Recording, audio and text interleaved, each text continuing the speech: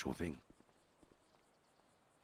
Good evening, ladies and gentlemen, from the Kortz Center in Pacific Bluffs. I am CNT's Nigel Worcestershire, and tonight I'm joined by Weazel News correspondent Mickey Rivers. How are we doing this evening, Mickey? I'm doing great, Nigel. You know, it's a beautiful day here in Los Santos. As you can see behind me, there are some wonderful clouds in the sky. It's very clear out here, and it is just wonderful to be here. So thank you for having me. Absolutely, and thank you for joining us tonight, mate. And as you all know, the event tonight is being hosted by the San Andreas Election Committee and is open to the public to attend. All right? Tonight's special broadcast, we will be covering the San Andreas 2022 winter elections, which had the gubernatorial seat open and 5 representative seats. Yes, that's correct. You know, we have a lot up for grabs today, as the government could be due for a lot of change. But you never know. You know, there are a lot of incumbents running in this election in both races, in fact. But no matter what, we're going to see some new faces in the government after tonight.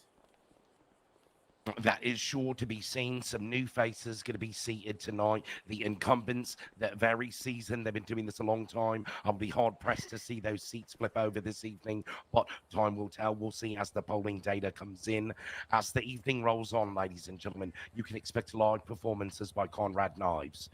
The drinks here have been provided tonight by Cockatoo's Nightclub, and we have various food provided by various restaurants this evening. And speaking of one of these potential new faces, we have our first special guest of the evening here to join us. Let's get them on over here. Hiya. Good evening. All right, so for the viewers at home who don't know you, why don't you go ahead and just introduce yourself?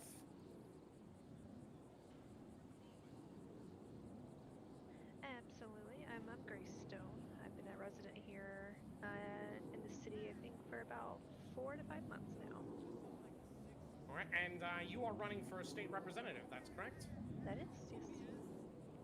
So, you know, the campaign's been going for quite some time now. A little over, 2 weeks ago was when the campaign started at the beginning of the year.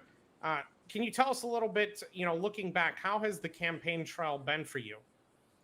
It's been crazy. I'm going to be completely honest. I'm pretty new to politics, so actually campaigning myself was a pretty daunting task. But honestly, it's been great. People are wonderful. They ask really good questions, and the news outlets have also been pretty great about asking the right questions.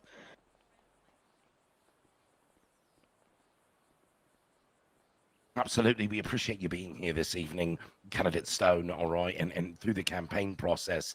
What do you find has been the toughest obstacle during campaigning this election season?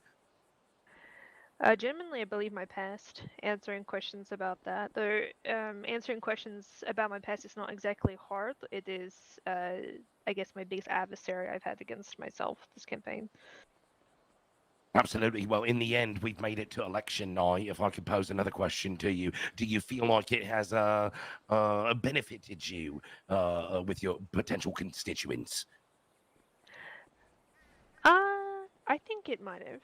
Yeah, it's definitely. I've said this in the last CNT debate that I was in, but I think it gives me a different perspective from the different candidates.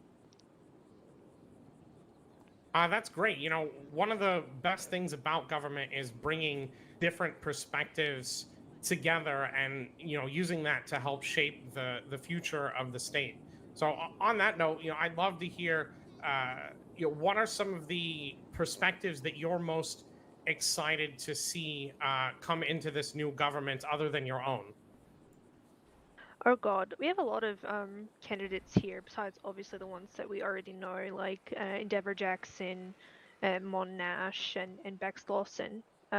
Josh Zimmerman is someone I'm pretty excited to see if he gets in what he does, as well as Hudson, as well has a similar history to mine. So I'd be interested in to see what he has to say or what he wants to do, considering that.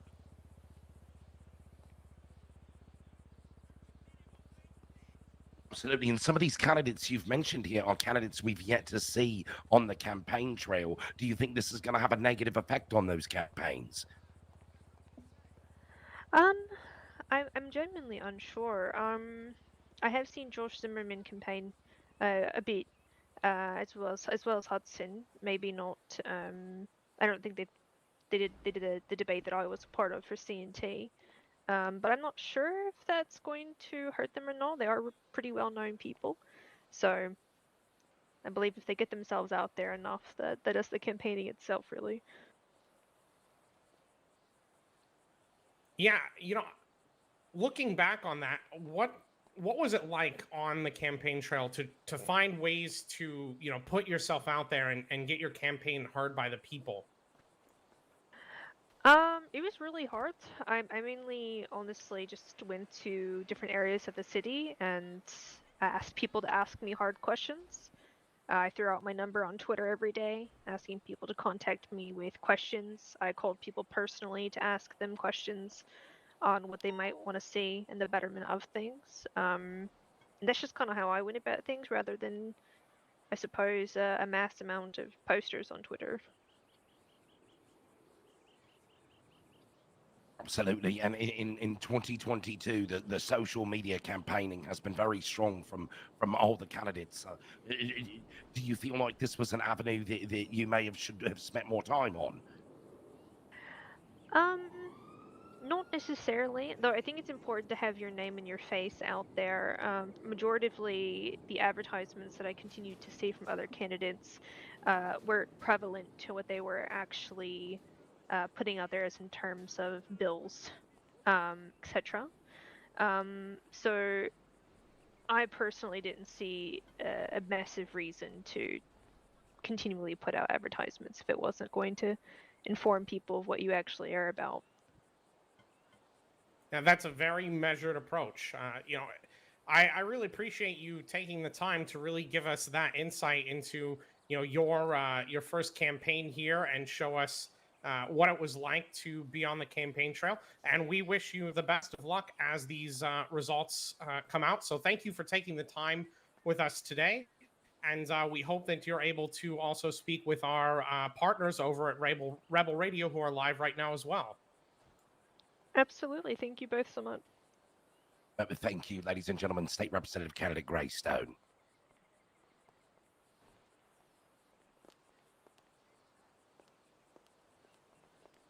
Well, that was quite interesting, Nigel. I've never been on the campaign trail myself. I've always been on the other side of it as a journalist. And it's really great to see, how different people approach it. Absolutely. And coming from all walks of life and different backgrounds, bringing different things to the table, reaching out in their own ways to their constituents. It's going to be very interesting to see as these poll numbers come in throughout the rest of the evening. Indeed. And on that note, I believe we have a guest lined up here who is one of our incumbent state representatives. So it'll be good to, get an entirely different perspective here.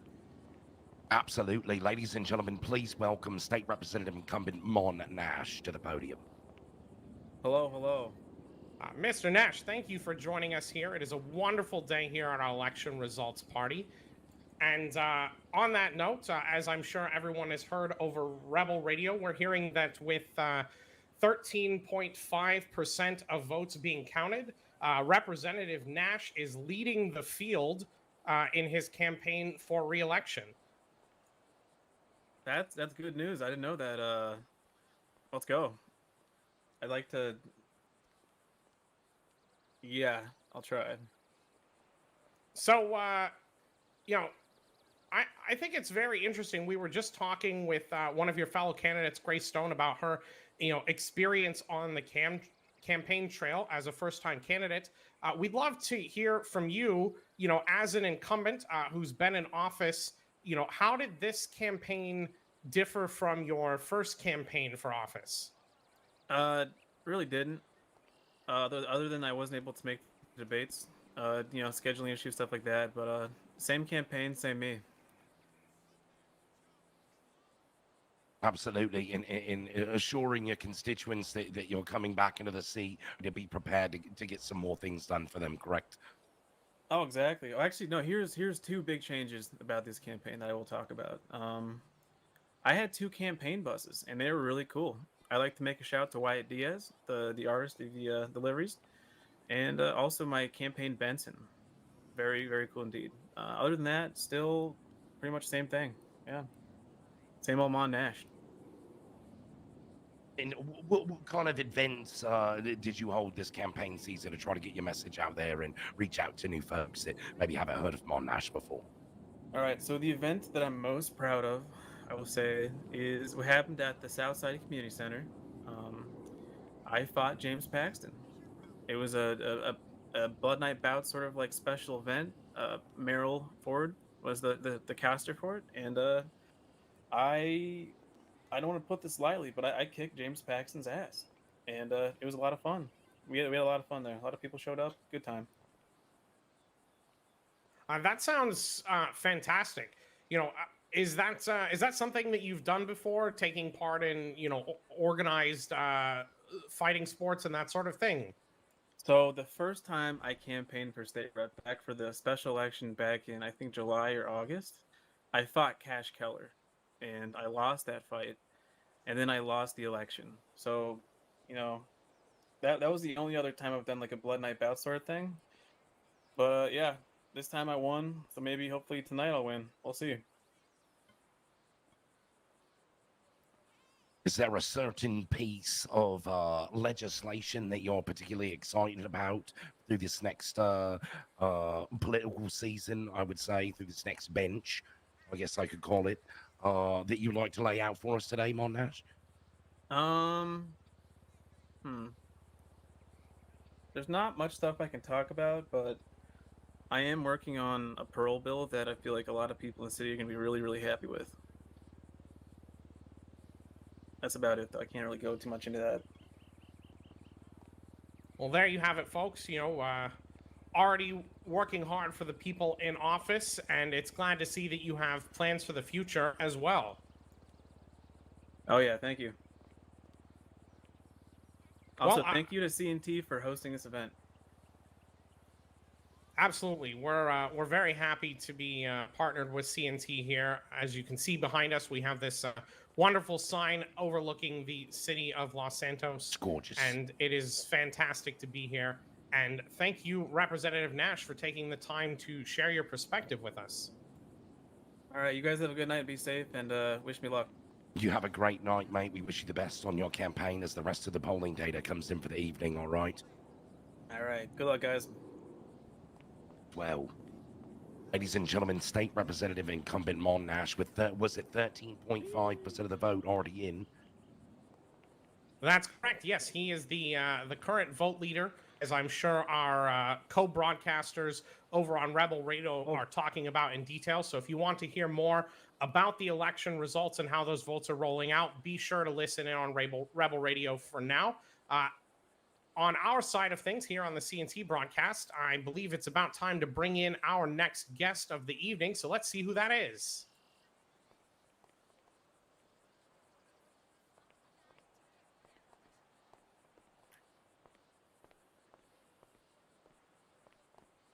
All right, and making our way to the podium, who do we have joining us this evening? There you have it, folks. We have Travis Ray here, candidate for state representative. Now, Mr. Ray, how are you feeling today? We heard that there was a bit of an incident last night at one of the election events.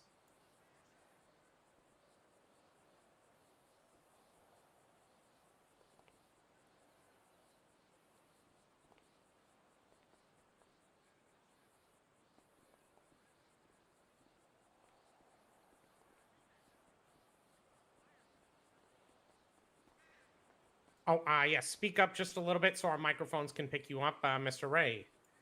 So you were saying that there was an individual set up on a grassy knoll above the fight. Yeah. Luckily for me, he was a lousy shot. Well, we are glad that you are physically able to join us here today. and we'd love to learn, more about how the campaign has been for you. But I'm going to toss it over to my co-commentator here, Nigel, to ask you the first question. Absolutely, Mr. Ray. I'm glad as well. Like Mr. Rivers said, that, you're fine, all right, and you made it out of that okay. As you had stated, I'm glad the bloke was a bad shot. All right, goodness gracious, an assassination attempt on the campaign trail. We haven't seen something of the likes of this in a while. Absolute balmy attempt, and I'm glad you made it out of it, mate. Just goes to show. Thank you for your. Thank you for the kindness. Really, I'm just glad no one else was hurt at the incident. Sure thing. And speaking of someone who is against the Second Amendment, as you stated on your campaign trail, is there anything, if elected tonight, that you would do to prevent something like this happening in the future? I know most of what the individual did could only be stated as illegal, but is there anything you would lay out today as a, sort of a state representative opinion? I mean, unfortunately, short of a complete ban on all guns, which I admit is not feasible at this time. I know I'm in the minority opinion on the matter in this state, but short of that, there's really nothing that could be done. I do want to thank law enforcement and EMS who are on scene and took care of me during the entire incident, and I do want to. They acted as they were professional throughout the entire time, and I do want to also thank Blood Night Bout for the entire event. And I will announce that Malone and I have rescheduled our fight so we can do it properly and without any further incidents. Do you have a date that you'd like to announce live on air tonight? No, not at this time, but we are planning a reschedule. Obviously, I decided it was probably best not to aggravate my injury last night, so that's why we had to call it short. That's a fantastic decision, and I'm sure that everyone out there who's listening right now will be able to find that date through CNT and Weazel News once it is available.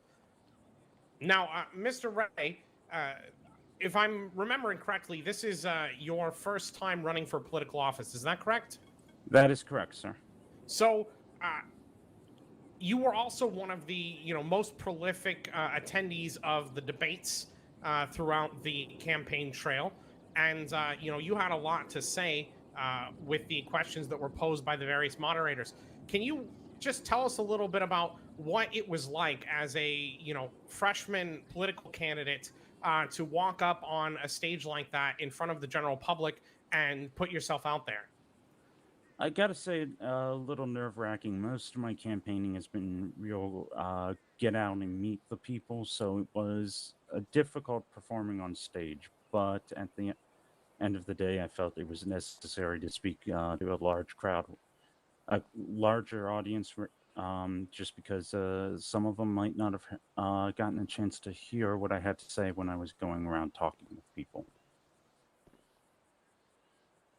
Well, you did an absolutely stellar performance at the debates, all right, candidate Ray, and it is commendable of you to want to show up to those and make yourself available to your constituents, and because some of the candidates were not able to deliver their message at the debates. There was multiple candidates we didn't see: Alwyn Osias, Mon Nash, Endeavour Jackson, Hudson, Welsh, to name a few. Do you think that's going to affect their campaigns negatively? There are some of the candidates, I think it will. I think not being out there, not being available to themselves, and not discussing their positions with the people is going to hurt them. Others, I hope it doesn't. Some of them I do want to see in office, and I understand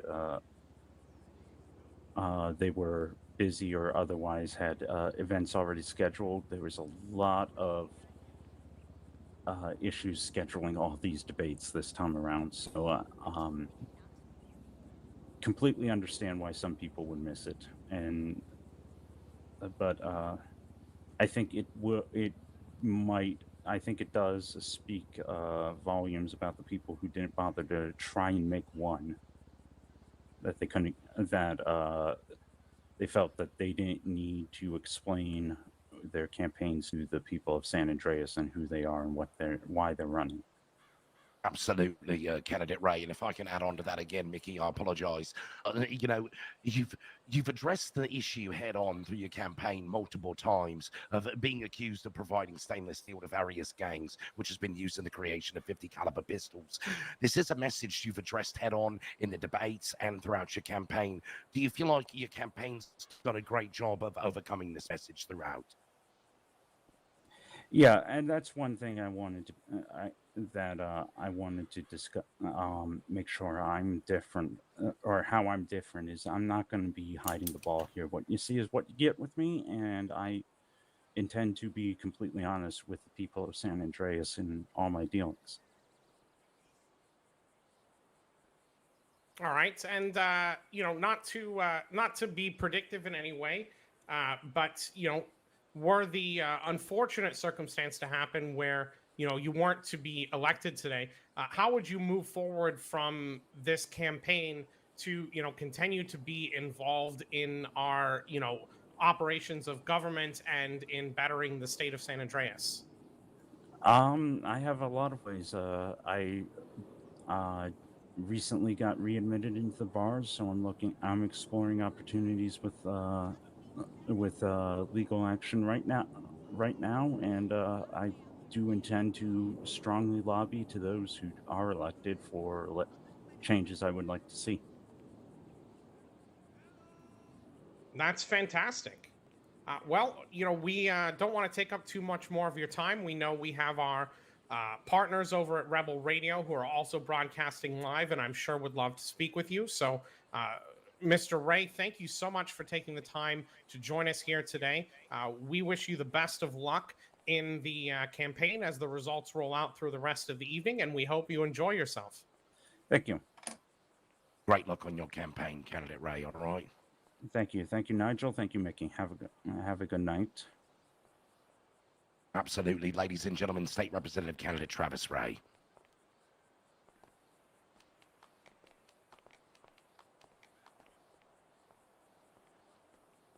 Cruising right along here, feeling loose, feeling fantastic on election night. Right, Mickey?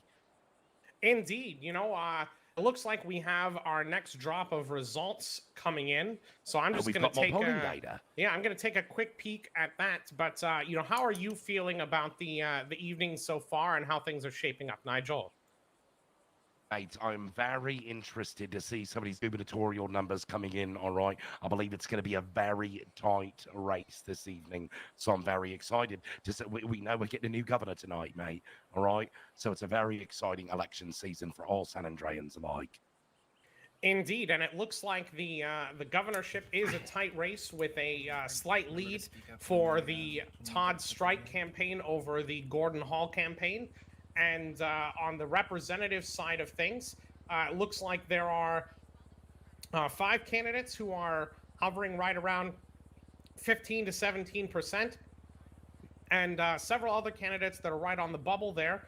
Our bubble candidates at the moment are Josh Zimmerman, Grace Stone, and Travis Ray. And as always, if you want to hear more about these results, head on over to Rebel Radio, where they'll be diving into that in more detail. But for now, we'd love to bring our next guest onto the show.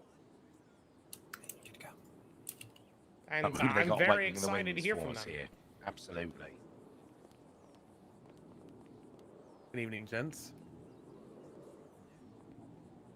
Good evening. So for everyone who's watching at home, why don't you go ahead and introduce yourself? How you doing, everyone at home? My name's Corey Prince. And you are running for state representative, that's correct? That would be correct. I apologize if I sound a little nasally. I'm a little under the weather right now. It's quite all right. You know, it's a beautiful day here at the Kortz Center. So, you know, hopefully some of that fresh mountain air and the sea breeze mixing here will maybe, you know, have you feeling better in no time. Oh, I hope so. Thank you for joining us this evening, State Representative candidate Prince. How are you doing tonight? I'm doing all right. You know, just having a fun time at this nice party that's being hosted. Sure thing. Fantastic event we've got put on here this evening in partnership with CNT, Weazel News, and the San Andreas Election Committee. We can't thank all the parties involved enough. State Representative candidate Prince, what do you find has been your most successful method of campaigning throughout this election season? And this is your first, correct? Correct. This is my first campaigning season and my introduction to politics, in fact. I would say that I think my strongest suit this election was definitely my performances at the debates. Given the fact that, like I said, I'm new to politics and I didn't really have the strongest campaigning besides the debates. That was pretty much it. I was basically doing everything myself. Okay. So, as someone who found, that the debates gave you an opportunity to put your platform out there, what would you say to the viewers at home as far as, how they can better engage in the, in the campaign trail in the next election, if they want to, get a better understanding of the candidates and their platforms? Oh, that's an excellent question there, Mickey. I think the best thing that people could do is honestly just watch Twitter or watch the Yellow Pages. I know myself and a few other candidates almost every day have their number posted an ad saying that if they had any questions regarding their campaign, just to call them or text them. So I would recommend doing that. Or if they see them in public, just approach and say, hi, my name is such and such. I know you're running for state rep or governor. I was wondering if you had a moment to talk about your platform. Absolutely. And we're speaking of the platform being stated, people are still coming to the polls tonight. Do you want to take the time on the show this evening to lay out something you're excited about if elected this evening? A certain piece of legislation or a platform of yours that you've been campaigning on? Are you, sorry, could you rephrase that question? You spoke a little fast for me. Oh, I do apologize. I'm a little excited this night as well. Election night, very exciting time for all of the San Andreans. All right, State Representative candidate Prince, is there a certain piece of legislation that you would try to enact if elected that you would like to lay out to prospective voters here live this evening that still have not gotten to the polls yet?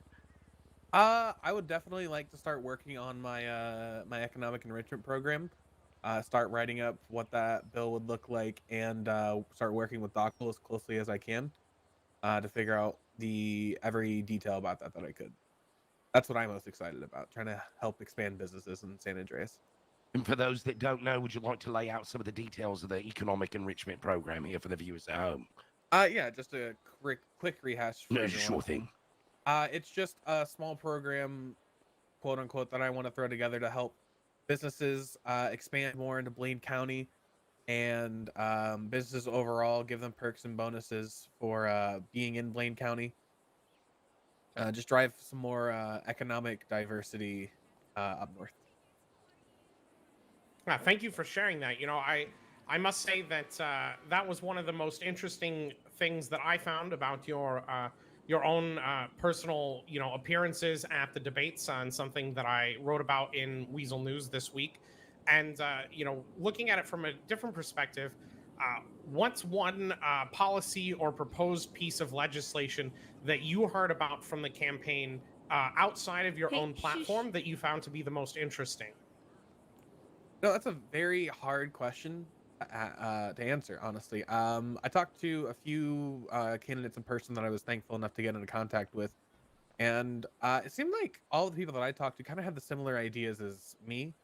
As for going with what I'm what caught my interest that wasn't a part of my own platform, I honestly I can't pull just one idea off my head. I have so many.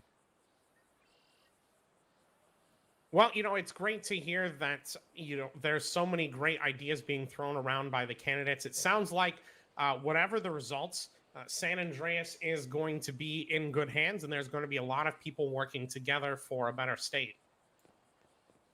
Yes, I do, in fact, no matter who does win this election, who gets the seats, I do believe that the state's going to be propelled in a good direction for the next couple months.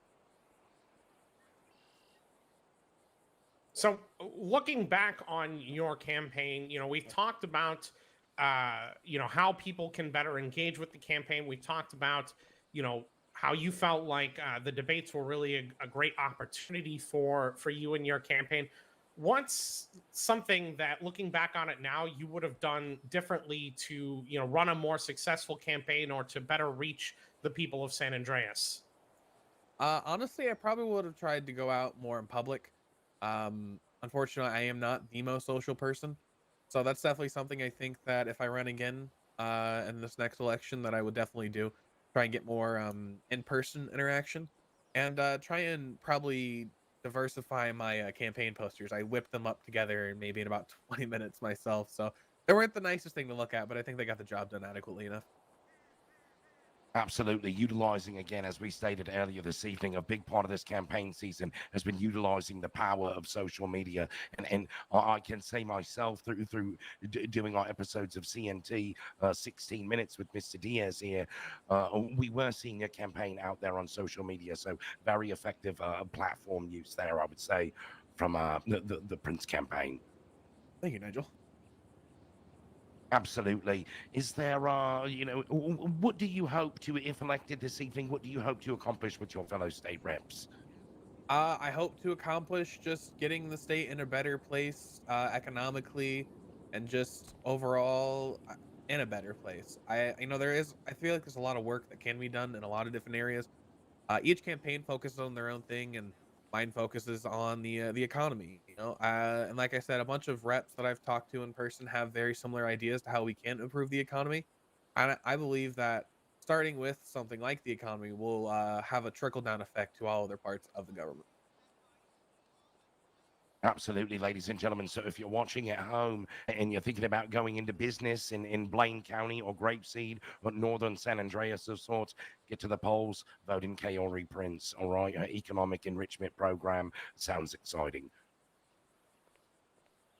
All right. Well, candidate Prince, thank you so much for taking the time to speak with us today. We really appreciate you sharing your perspective and looking back on the campaign with us. And we hope that you'll be able to take the time to speak with our partners who are live now over on Rebel Radio and talk a little bit more about the results that have been rolling out while we've been speaking here. Of course. Thank you both for having me tonight.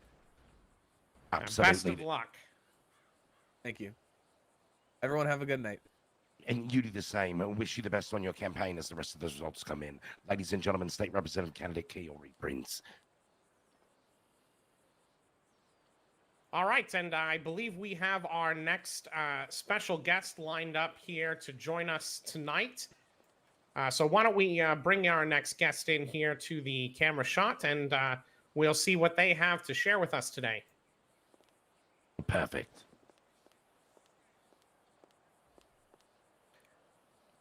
Welcome here to the CNT broadcast of the election results party in partnership with Weazel News. We have with us today Jennifer Salison of the Andre Johnson and Jennifer Salison campaign for governor and lieutenant governor. Welcome and thank you for joining us. Thank you. I'm glad to be here. Now, we've talked to a lot of state representatives so far about their campaign process and what it was like to be part of a very large field of candidates vying for many different spots in the legislature.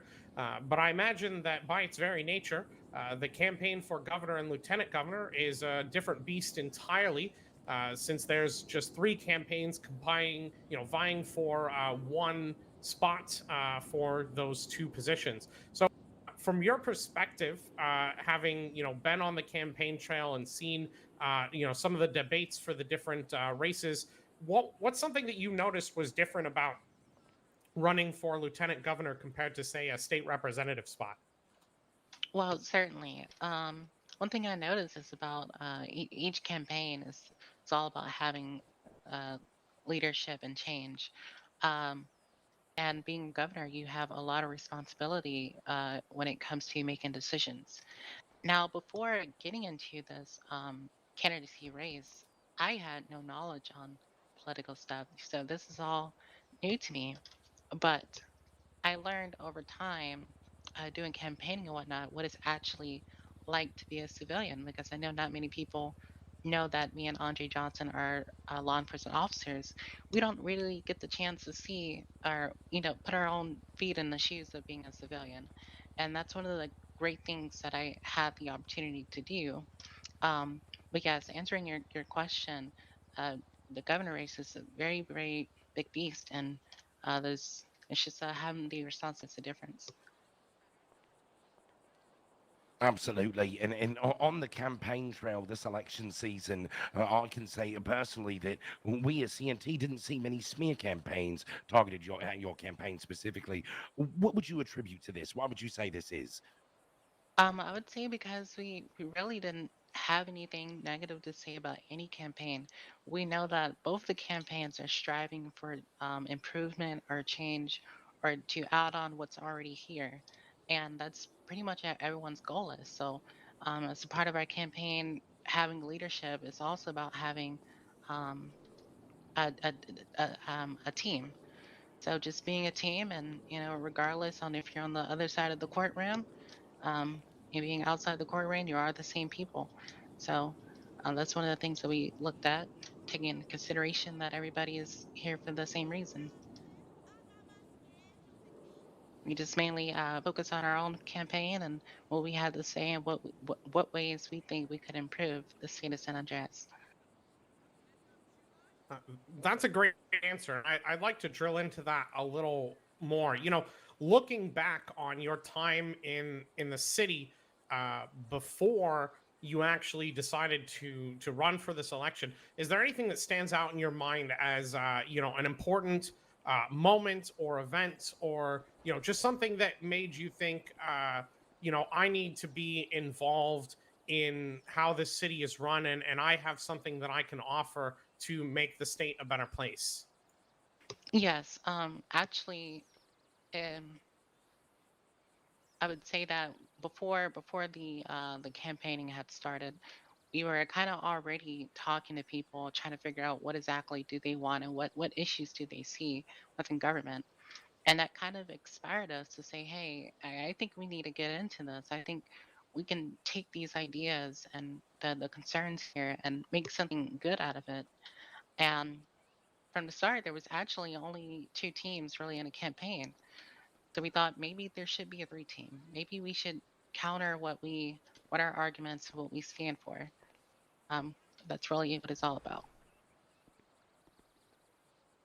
Absolutely, and was some of those things that the campaign does stand for. If elected this evening, what's going to be your first plans tonight from the Johnson Sanderson campaign? Well, our first plans really, it was to actually look into the Speedy Trial Act, but that's actually what's passed.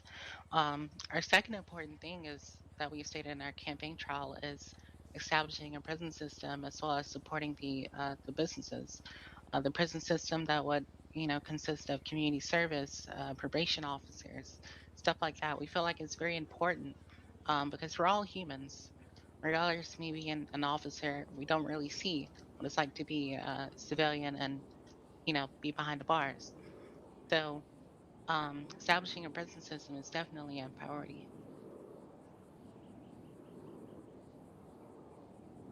Right, and with State Representative incumbent Mon Nash speaking of a parole bill that potentially may be coming about, and now speaking of prison reform, I guess it would be keen to believe that there is reform coming about in this election season. Would you agree?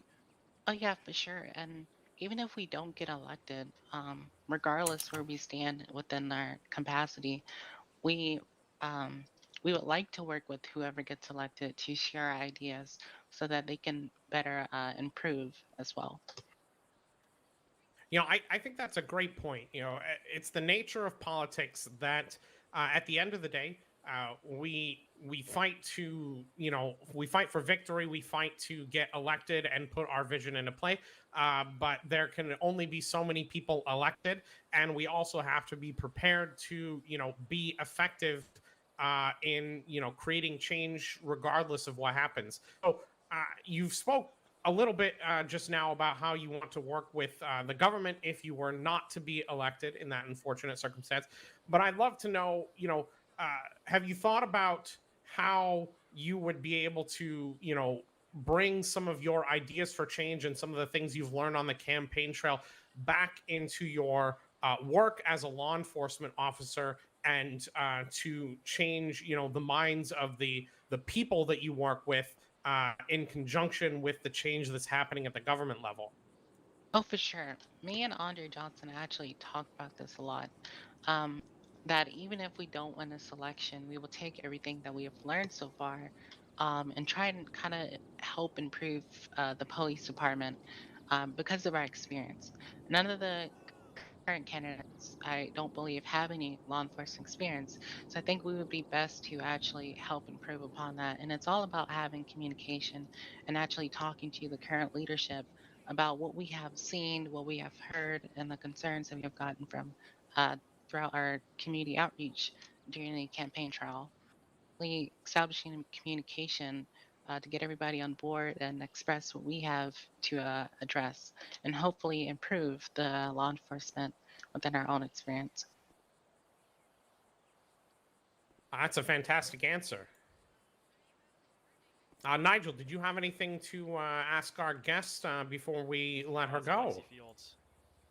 And we do have another question here. I could propose to the Johnson Salison campaign, and that would be, as the underdog during this campaign season, how do you feel you guys performed? Do you feel like being the underdog has helped or hindered your campaign at all? I believe our performance in the campaign was good. I'm not gonna lie. I feel like we got into this not really knowing what to do, and we've gotten so far. And throughout our past debates, as you mentioned before, we didn't really have any targets or any bad things to say about our campaign. So I think as far as our performance, we're good, and that pretty much proves our teamwork as a team. Absolutely, and we do wish you the best as the rest of the votes come in through the rest of the evening. Yes, thank you so much for being here, and we hope that you have the chance to speak with our partners over at Rebel Radio, who are broadcasting across the way, and also enjoy the rest of your evening. And we wish your running mate, Andre Johnson, the best of luck as well. Sure, thank you. Absolutely. And ladies and gentlemen, Jennifer Salison, running mate of gubernatorial candidate Andre Johnson.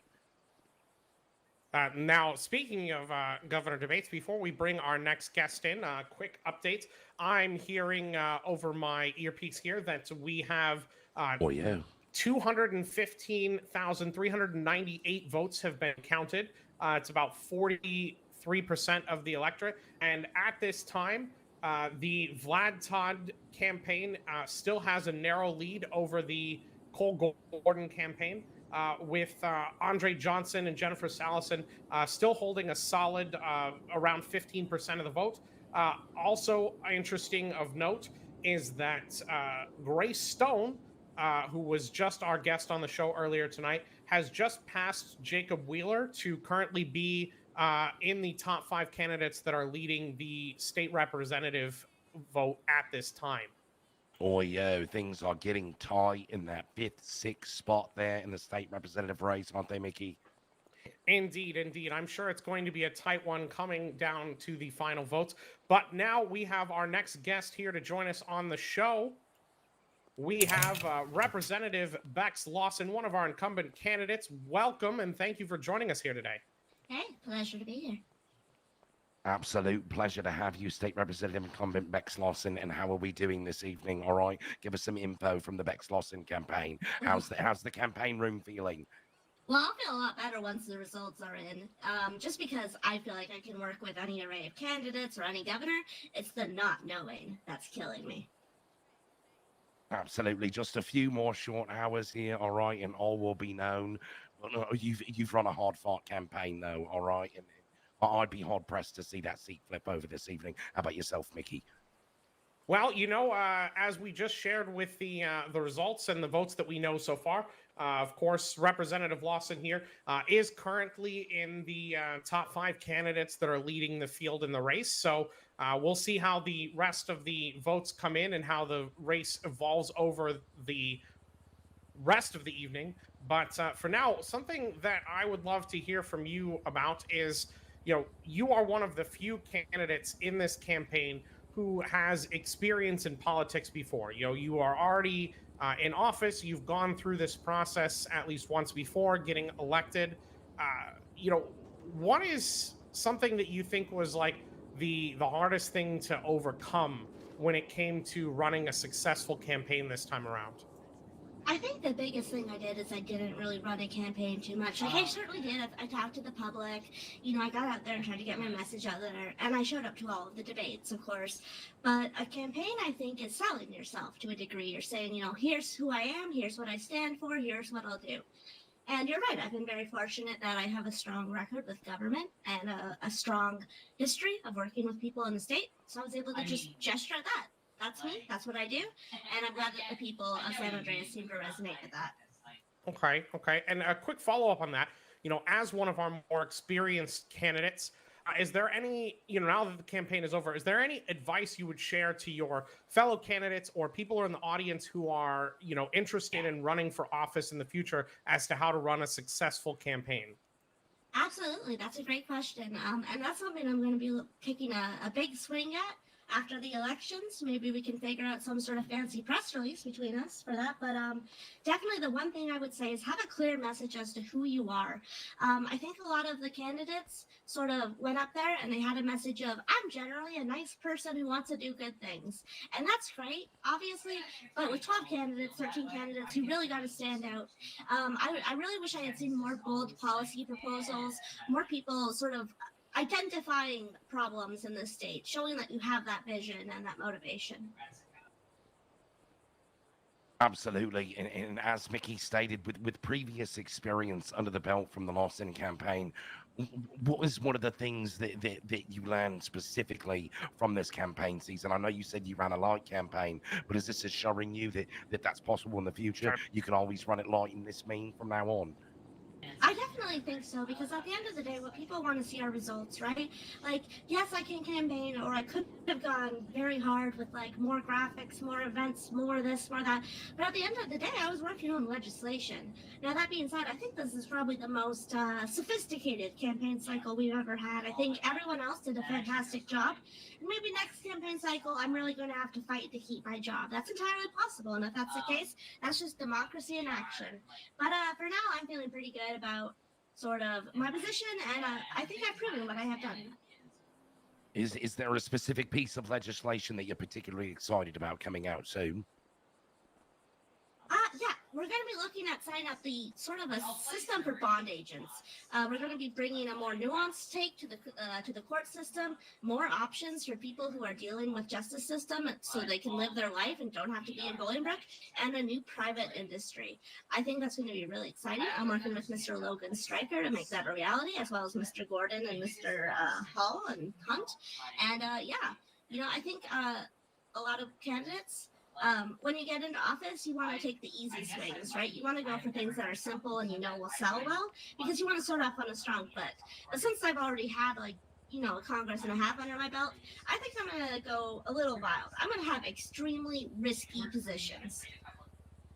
And on that note, there's something that I'm curious about as someone who has been in office, and as you mentioned before, you wanted to see people who are willing to take bold proposals. Now, I'm not asking for you to endorse any policies or anything like that, but I want to know from your perspective, what is the boldest policy that you saw from another candidate in this campaign, whether or not you agree with it? Good question. I think a great answer to that would probably be Kaori Prince. The idea of having a Treasury Department and strong economic reforms. Now, I don't have much of a head for numbers myself. I'm not a numbers person. I'm not an economy person. But I love the idea of giving the government more support and more tools to do what it needs to do to serve the people. And I really appreciate candidate Prince for bringing that to the table.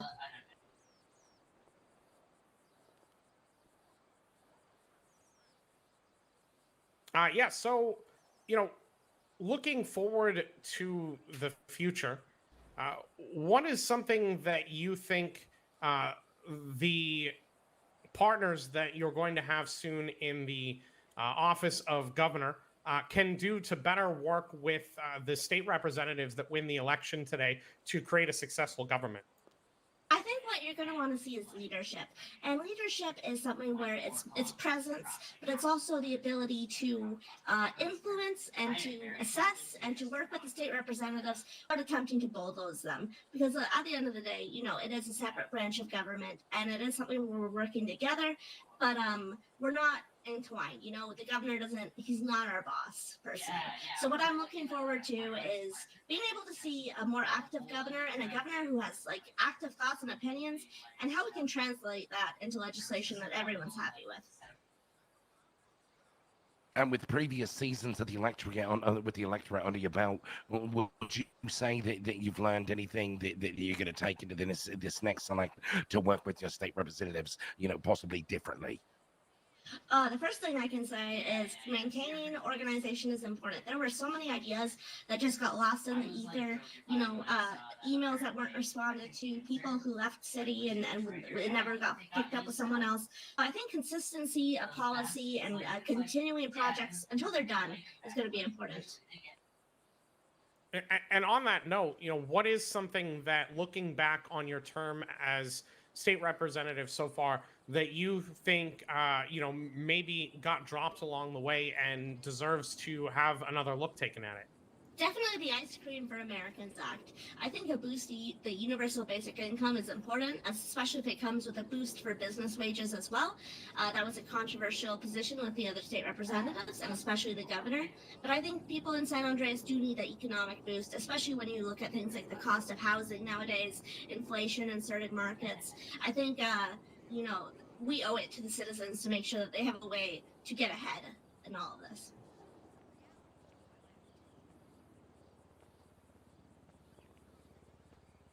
Absolutely, and with proper planning and proper legislation in place, I believe you guys are prepared to offer everyone an upper hand here in this next season. Yeah, absolutely. I'm looking forward to getting to work. But All we right, wish well, you the best on the rest of the campaign as the rest of the votes come in, State Representative Lawson. Indeed. Absolutely. We look forward to seeing what this new legislature can do for the state. And, if all goes well for your campaign, you will be right there alongside them. Yep. Thank you so much, and best of luck with the rest of tonight as well. Thank you for taking the time. You as well. Absolutely. Ladies and gentlemen, State Representative incumbent Bex Lawson.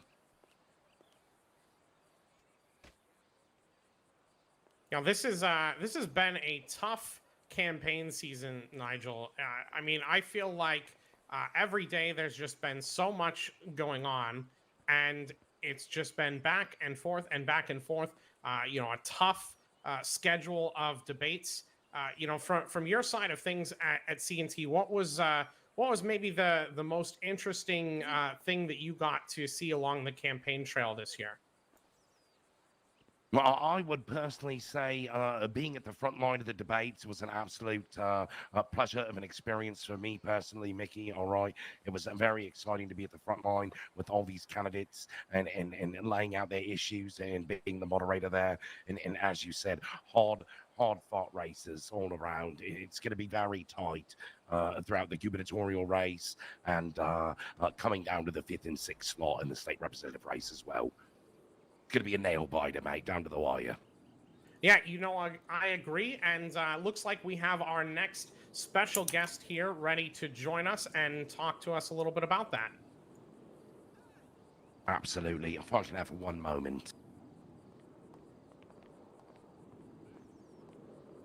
All right, so thank you for joining us on the show here. We are live on CNT. So why don't you take a moment to introduce yourself to the viewers at home who may not, know how to put a face to a name. Everybody follows the campaign a little bit differently, so we want to make sure that you get a chance to, just put yourself out there one more time as these votes are rolling in. Yeah, of course. Well, hello there. For anyone who doesn't know me, my name is James Paxton. I'm currently the governor of the state of San Andreas for the next at least probably 6 to 7 days until we get through this transition period and into the third Congress, where I will be passing the torch on to whoever runs away with that title tonight. I'm a former state representative. I was elected as part of the first Congress as a state representative, then ran for governor in the second, won.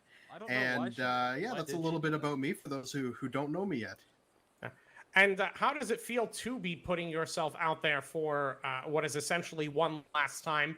Sans the final week here until inauguration. Yeah, I mean, you know what? I've had a blast as governor. I think we got a lot done that I wanted to get done. A lot of my initiatives that I ran on, got put into place, and I'm really happy that we were able to work with the legislature on that. And I guess just getting through the final days and making sure that whoever wins tonight can walk into the position in a week and know what they're doing, make sure that they're on the same page and they're prepared for their next chapter in life as I move on to my next chapter. It's definitely a grueling job at times. It requires a lot of interpersonal skills and problem solving and just working through the laws and figuring out the best way to go about things. And that can be an exhausting job at times. But I'm very confident, no matter who runs away with it tonight, that our state's going to be led by a very strong leader. And I'm very happy with the slate of candidates that are running for governor and for state representative as well. I think that no matter really who wins, we're going to have a great group of elected representatives to represent the people. I'm glad you brought that up, because one of the debates one of the questions that was asked by the moderators at the public debate last Sunday touched on, where the governor candidates in particular saw themselves when they would be leaving office at the end of their next term. So I want to know, and I'm sure the viewers at home want to know, what is it that you hope the state of San Andreas sees as your legacy from your time here in the governor's office? Well, I really think that in my time as a representative and then as a governor, one of my crowning achievements was to have led the charge on the Constitution of the state when that became a thing. And that was quite a large project. We had 13 individuals, very talented and intelligent lawyers, judges, elected representatives in that cohort. And I'm very glad that we were able to get that passed. That was at the very end of my last term. And sort of through that in this term, as my governorship, we were sort of able to get those powers situated for the governor to make sure that the governor sort of knew what he was doing with executive orders and nominations and where the boundaries were on those. I was able to establish a few state parks, which I'm very happy about, to sort of expand the range that our wonderful state Parks Department patrols in and manages. I was very happy to designate Pride Day as a holiday. That was one of the things I had sort of ran on and was able to do. So I was very happy to have been a part of that, as well as sort of contributing to the laws that ended up getting passed through the government. So I was involved in the naming of 2 Chief Justices through my term, and John McEllamar, he's our current Chief Justice. We just got him sworn in a few weeks ago, and various other appointments. It's been great being able to participate in the process and to make sure that the state sort of has been run smoothly. And I think that involvement from the governor's side, that willingness to go out and work with the representatives to make sure that an agenda that works for the state is passed, finding that compromise where that compromise exists is very important. And I hope that my legacy will be seen as one who cared about the state, who got what he said he wanted to done, and left the office in a good place. And I think that's where we are. Absolutely. And with putting this chapter behind you, Governor Paxton, what would you say would be the next step for yourself personally? All right. Can you lay that out for us a little bit? What have you got next on the plate? This can't be it for you now. This isn't retirement, is it? Well, I've got a few gray hairs on my head, but I'm not retiring yet. Once I leave the governorship here, I'm going to go and join my husband, Drake, in the Paxton and Associates is going to be our law firm as a partner, a named partner. And I'm going to go into private law, which is something that I had participated in prior to I was in law, and then I was in real estate, and then I became a representative, and then I became the governor. So I'm kind of going backwards in a way, but really sort of with a lot of experience from the government side of things that I didn't have before. And that experience and that knowledge and those connections that I was able to make, I think will make me a better lawyer in the future. So that's what I'm looking forward to. I also want to be there to sort of, if someone needs some help in wording a bill, and, I have lots of experience in the legislature, lots of experience in the governor's office, sort of like a parliamentarian. And yes, that is a U.S. thing for you folks that think that that we're bringing British concepts over to these shores. No, we do have parliamentarians here. I know that word is scary. But yeah, it's sort of like a parliamentarian, someone who can answer questions about the format of the laws and maybe what the extent of it is. But we have a few incumbents running for this election, and I think based on where the results are right now, I think all the incumbents are in the race right now for the end. Absolutely, it appears that way, surely. So there's going to be a lot of experience. If things stay this way, there's going to be a lot of experience in that office, no matter what. I think you're absolutely right. And, I am just hearing through my earpiece here that the gap between the Vlad Todd, Carmen McKenzie campaign and the Paul Gordon Oliver Hall campaign has narrowed somewhat, with almost 60% of the votes having been counted.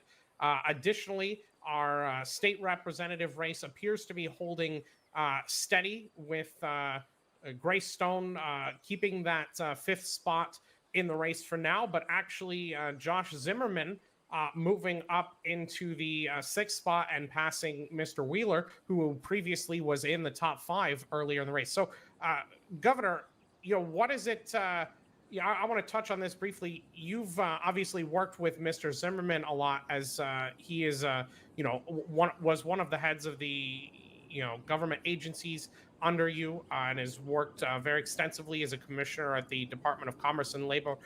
Do you want to speak a little briefly about what it's been like working with Mr. Zimmerman?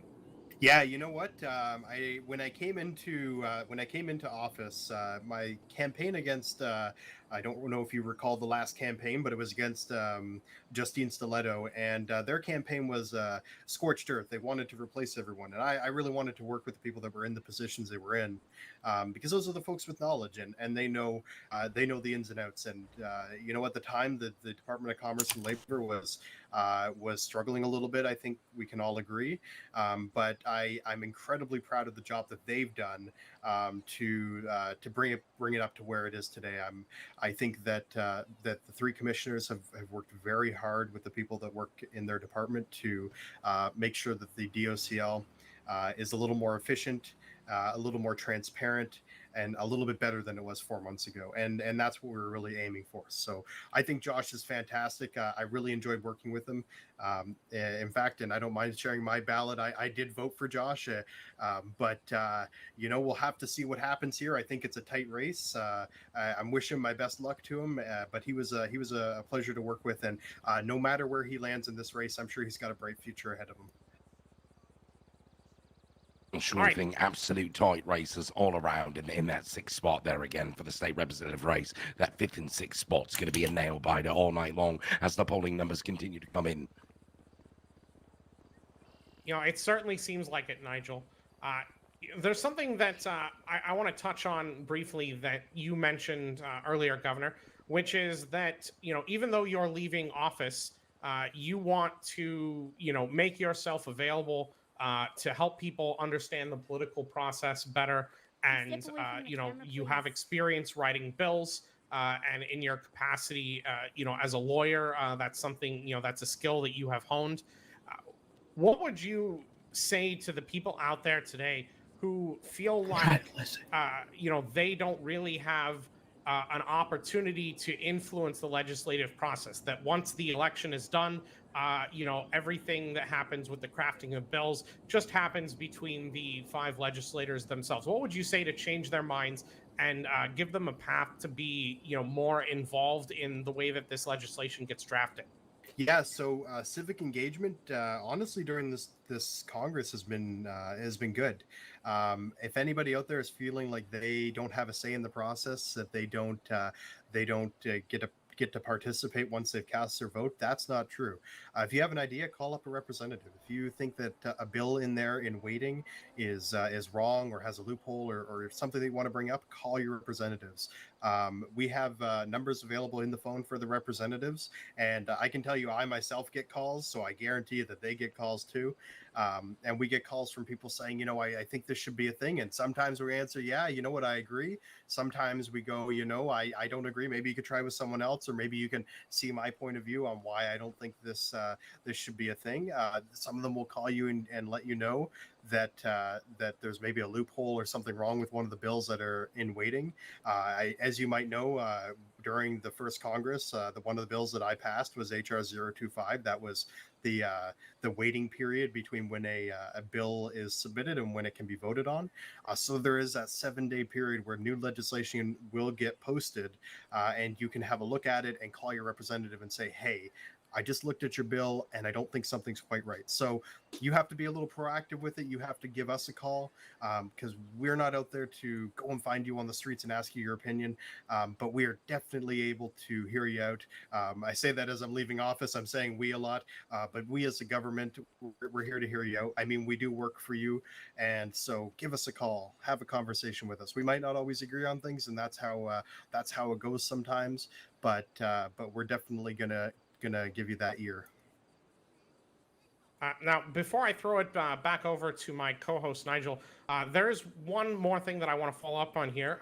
As I'm sure the viewers at home have seen, one of the most controversial topics that came up during the election season this time around was an article that Weazel News published on the debate between various members of the public and people in office such as yourself regarding the Speedy Trial Act.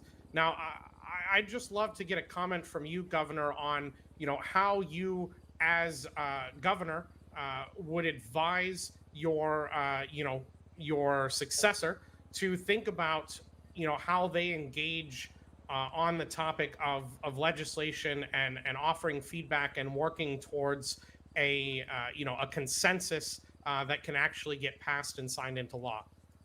Yeah, and so that's a good example. That is a situation where I had there was an article that went out with the emails. You were all able to see it on the Weazel website, but I had a pretty spirited debate with Oliver Hall about the wording and language in that bill, and I think that's a good example of where a lot of attorneys had sent in their endorsement for that bill, including many of the people running for elected office, saying that I should sign it in a way that it was very unfinished or doesn't protect the citizens of the state. And so I came back with some suggested edits, and I had suggested that we put in, sections into it. Bail conditions, for example, would have said section 1, 2, and 3 instead of listing the exact crimes, because as we know, some crimes got left out of that unintentionally. But I wanted to make sure that bill got signed before the next government came in.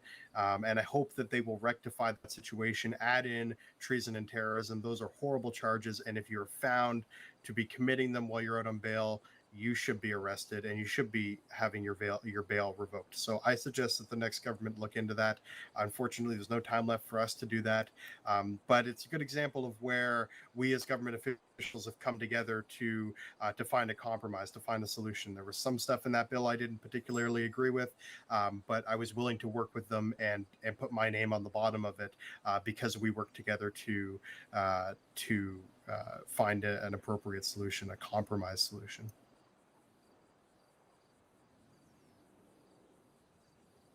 Absolutely, Governor Paxton. And now, at the end of your Congress, now finding your way, transitioning out this evening, if there's a young gubernatorial candidate watching at home right now, what's a piece of advice you can lay on their lap after multiple successful Congresses and campaigning seasons that you've run? That's a good question. You know what, the biggest thing that I would say is no matter what what faces you in the campaign, what faces you in your public life, don't give up. If you don't win your first campaign, don't give up. If you find that you're stumbling through it, don't give up. If you find that people are talking about you and maybe they're not necessarily saying that, you know, what the truth is, or they're mislabeling things, or lying about your position on things, you know, don't give up. Face that adversity. Keep going. To the candidates that are running in this election tonight, to the many of them who are not going to win tonight, this isn't the end of your public career. Keep fighting for what you believe in. Keep fighting for what you were running on, because you weren't just fighting for that when you were running. That's what you're fighting for. And then run again. Be part of the process. Engage with the legislature. So my biggest thing is for folks to not give up and be willing to work with others. You know, if you're only stuck on what you want to do, you're never going to get anywhere. The compromise is great. You have to understand sometimes there's positions of power and you can use them to do what you need to do, but a lot of it is compromise, right? I mean, we all know if you go through a meeting negotiation, if you ask your boss about a salary, it's a negotiation. It's not a situation where one party is just going to dictate it over the other. So, but the biggest thing is, you know, just push ahead, just don't stop, because it's that unwillingness to stop, that unbreakable drive that really defines you as a member of the public sphere. Fantastic words of advice, Governor Paxton. Thank you. Yes, and thank you for, you know, taking the time to speak with us, to speak to the public today. I'm sure it's going to be a very emotional evening, watching as the votes tick down to confirm who your successor will be. It's probably going to start feeling very real in the coming weeks. So we appreciate you taking the time to, you know, share your thoughts now as you're going into that. Yeah, and I just want to say I appreciate you folks as well. It's our news organizations that keep us politicians honest, and I know that's an oxymoron, an honest politician to some people, but it's you folks that are out there digging up these stories, reporting what is truthful, I hope, and getting the word out there. So to you folks who are reporters, who I know sometimes deal with some hostile people, I appreciate you, and I know the state appreciates you as well. Absolutely. I think I can, I know I speak for myself, and I hope I can speak for all of San Andreas when I say that we thank you for your service, Governor Paxton, all right, in everything you've done for all of San Andreans. And we wish you the best in your next chapter of your life. Thank you very much, and thank you very much for having me on tonight. Thank you very much for taking the time. And ladies and gentlemen, Governor Paxton in his final evening. Enjoy the rest of your broadcast.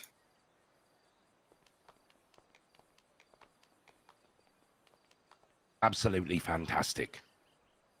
Yes, indeed, Nigel. You know, I think it's so great that we've gotten to see, you know, such a different array of diverse perspectives from, new candidates to office that are going through their first campaign, to incumbents that are running for re-election, to now our governor who has gone through the state representative election and on to the governor's office and is now leaving the public to return back as a private citizen. It's just so great that we can have so many people here out at the Kortz Center for this election results party and just bring the community together to celebrate the political process in the way that it helps make our state a better place.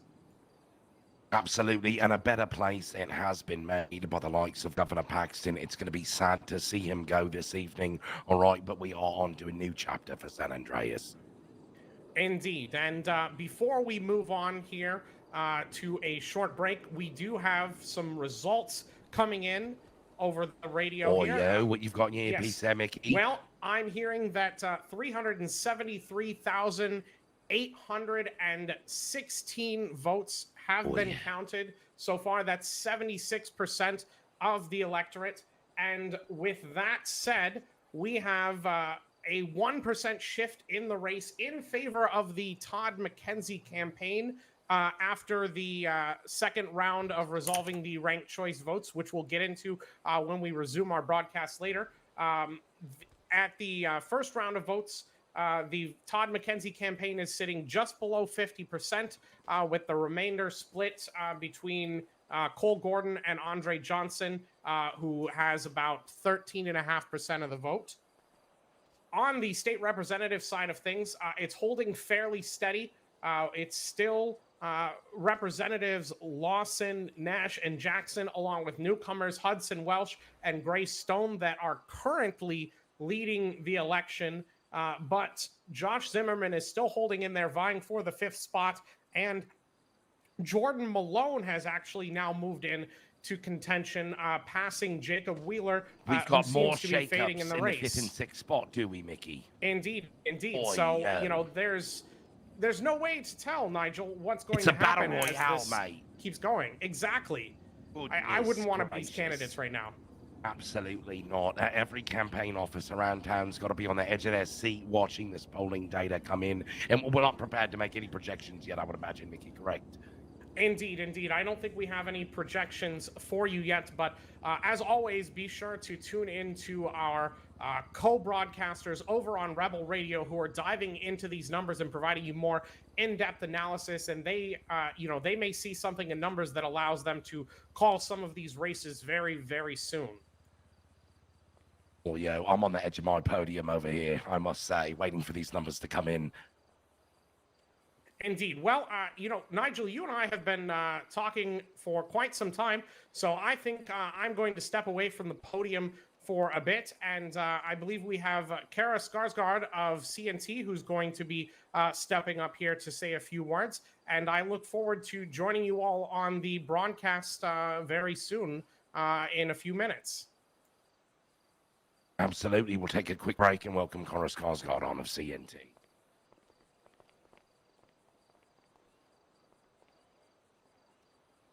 That's certainly been quite the shakeup, hasn't it? Good eve. It absolutely has. A phenomenal evening to be a San Andreas, as I stated earlier. Absolute exciting time to be a part of politics. Election night's always my favorite. Yeah, there's like a weird tension that even though that there's like a part of me that doesn't particularly enjoy the pomp and circumstance of it all, that I definitely see that there's definitely some apprehension in the air still. You know, the average San Andreas kind of does have to care, you know?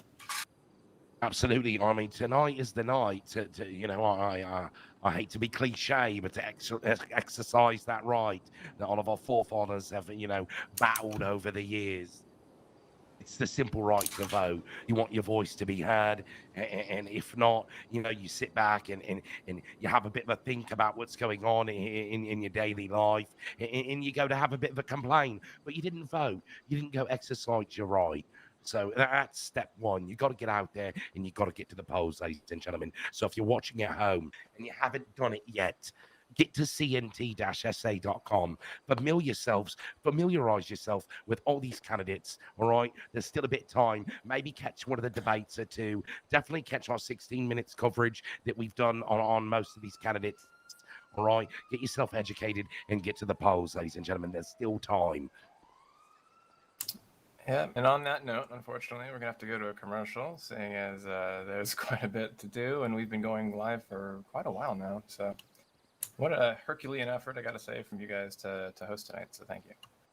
Absolutely, not a problem. Absolute pleasure to be here, all right? So for myself, Nigel Worcestershire, and Mickey Rivers, who's currently on a bit of a break himself, all right? It's time to pay the bills. Is that correct, Miss Skarsgard? I believe so. All right, ladies and gentlemen, well, we're going to send you off. It's time to keep lights on for a little bit here. Here's a message for our sponsors, and we'll be back with you shortly. We appreciate you tuning in to CNT and Weazel News Election Coverage 2022.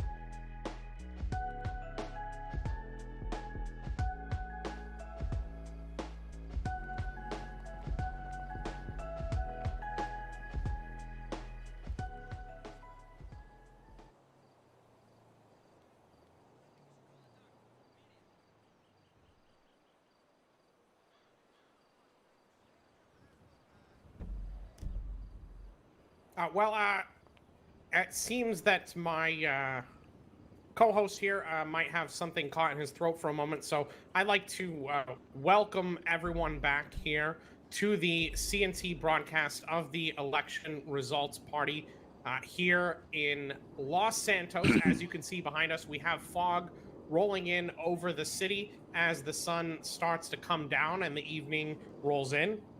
How are you feeling about how things are shaping up so far, Nigel? Absolutely. Well, now that I got my throat cleared, mate, sorry about that, Mickey. Didn't mean to leave you hanging on the line there with that. But as Mickey stated, we are live. It is winter election results night 2022. All right, CNT partner broadcast here with Weazel News.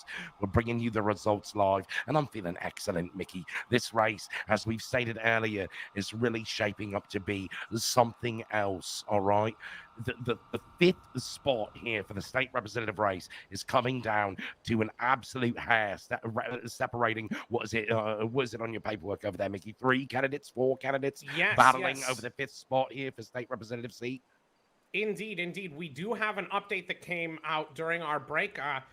It's already been announced over Rebel Radio, our co-broadcasters here today at this live event at the Kortz Center. And so far, we have 5 candidates that are guaranteed to be out of this race. That would be, in no particular order, Kari Prince, Travis Ray, Alwyn Azias, Jacob Wheeler, and John Woods. So we thank all of them for a hard-fought campaign and their voters for believing in them and projecting them to this point. But as of right now, with I believe it's over 80% of the electorate reporting, it is no longer mathematically possible for those candidates to win the race. Oh, yo, so first projections coming in of candidates being eliminated, correct? Not necessarily a projection of who's holding the seats quite yet, but we're going to knock some of the candidates off the bottom rungs there. Indeed. It's also looking very likely that Jordan Malone will also miss the cusp. However, with about a little under 10% of the votes left to report, it is still mathematically possible for him to pull into that 5th spot. But right now, that spot is hotly contested by Josh Zimmerman, who's sitting just outside the bubble of our leading candidates, who have remained steady for the last several updates. Again, that's Endeavor Jackson, Mon Nash, Bex Lawson, our 3 incumbents, as well as Grace Stone and Hudson Welsh. Oh, so going to be some new faces coming up here in this new Congress, I see. Indeed. No matter what happens, we are going to have at least one, if not all 3 incumbents returning to office, but they will be joined by new faces, which of course was always guaranteed since there are 5 seats in the legislature and only 3 of the current state representatives ran for re-election. Absolutely. And in a projection I made myself previously, I was going to be hard-pressed to see those incumbent seats flip over in this election. Some great candidates putting their hats back into the ring and some fantastic service that they've all done to San Andreas as a whole. And I personally am excited to see what they're going to bring through the legislature in the next Congress. Indeed. And moving on to the governor's race, we have an update there as well. First of all, while they have, held out for a decent chunk of the votes throughout the race tonight, unfortunately, with only about 15% of the votes, the Andre Johnson, Jennifer Salison campaign is out. They will not be taking the governorship. Absolute tough news to hear here for the Johnson-Salison campaign. Indeed. They fought hard and they presented a strong campaign, and I'm very glad that we got to speak with Officer Salison about what they will do in the future. And it sounds like they have plans to be involved even though they are not winning the election tonight. Absolutely. It does appear that they're going to be involved in some way or the other, possibly another political run here in the next Congress as well. Now they've got some experience under their belts.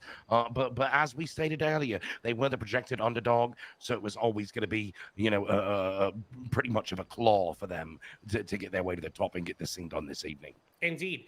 And we do have one more projection. Wait, hold on. We are being joined here by State Representative Mon Nash, who is currently one of our projected winners of the election tonight. Of course, there's still about 10% of the votes to come in, but Mr. Nash here has been leading the voting throughout the night, so I think we would all be very surprised if he were to end up outside of the top 5. How are you feeling right now, Representative Nash? I'd like to thank my mom. I'm feeling good. I'm not feeling bad, but I'd like to thank everybody here for showing up and having a good time. Absolutely. And we would like to thank you as well for your service as State Representative Mon Nash. And congratulations, mate. I know there's still more of the vote to be coming in here, but I think we're safe to say CNT and Weazel News are projecting State Representative Mon Nash is going to hold on to his seat here. Absolute fantastic performance from this campaign. What would you attribute some of your success to this evening, the State Representative Nash?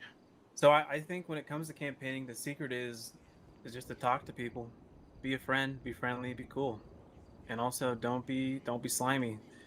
I'm not pointing any fingers at anybody, but people know who they are, and if you're open, you're honest, and you stand for what you believe in, you stand for who you are, you can come out on top. Indeed, and I'm sure that we won't have too much of your time here, as you will likely be heading back to your campaign room to prep a speech for the general public here at the Kortz Center. But I do want to ask you for your comments now here on our broadcast on the projection that we have here from both Weazel News and CNT that Vlad Todd and Carmen McKenzie look like they are going to be the winners of tonight's election. Of course, that is not confirmed, but there is a very tough road to victory for Cole Gordon and Oliver Hall, who I know you endorsed during the campaign. So I just want to say one thing real quickly. I think it's a damn shame. I think Cole Gordon would have been an excellent governor. No offense to Vlad Todd, but the people voted, and that's how they voted. So that's how it is. I think Cole Gordon's an excellent man. He gave it his best. I think Oliver Hall very intelligent, but the people spoke. It's not over yet, but it looks like it might be done at this point. Absolutely, and I think the same can be said to the third campaign, which is already out, of Andre Johnson and Jennifer Salson. Is there anything that you'd like to share with the voters who supported that campaign? Oh, sure. I don't know who Andre is. I've never met him, but I do know Jennifer. Jennifer, long-term friend. Yeah, I mean, they gave their best shot too, and that's all we can ask for, right? At the end of the day, we're out here campaigning, we're putting ourselves out there. Either you win or you lose. Kind of the way it is. Absolutely. Hard-fought campaigns by all right. We knew this was going to be a very tough race. People putting a lot on the line here in this election season, right? And it's all coming to the end, and it's all coming down to the wire here tonight.